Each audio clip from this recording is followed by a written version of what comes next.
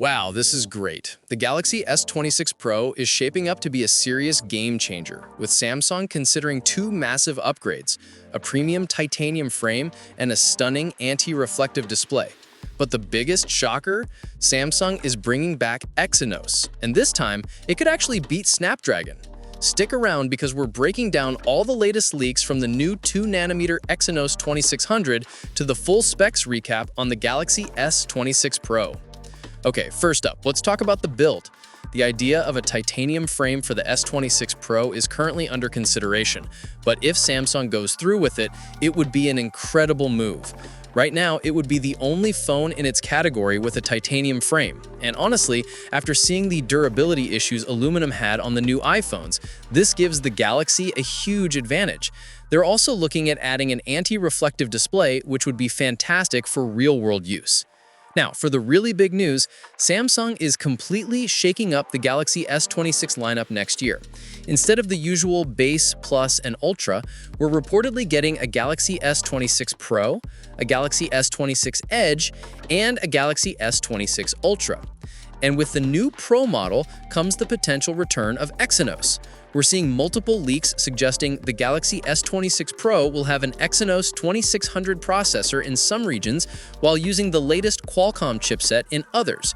The most likely scenario is Samsung will reserve the Qualcomm Snapdragon 8 Elite Gen 5 for the US and China, mostly due to their 5G network requirements, and use the Exynos 2600 everywhere else.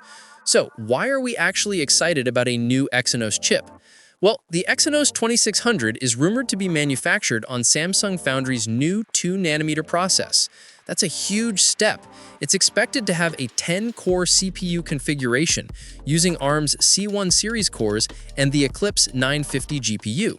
Leaks suggest this could allow it to run faster than the Snapdragon 8 Elite and Apple's A19 Pro. This is a big deal, as it's been a few years since Samsung used this dual-processor approach, and the worldwide switch to Qualcomm had made a lot of European fans happy since Exynos hasn't always had the best reputation. But with recent chips like the Exynos 2400 showing promise, the 2600 might finally be the one to change that. And finally, if you missed the specs recap on the Galaxy S26 Pro, here's what we know so far.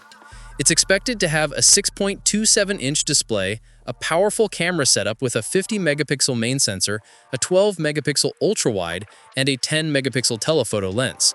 It will likely use the Snapdragon 8 Elite 2 in the regions that don't get the new chip, pack a 4,300 mAh battery, feature 25-watt fast charging. All of that is packaged in a device that is nearly a very slim 7.2 millimeters thick.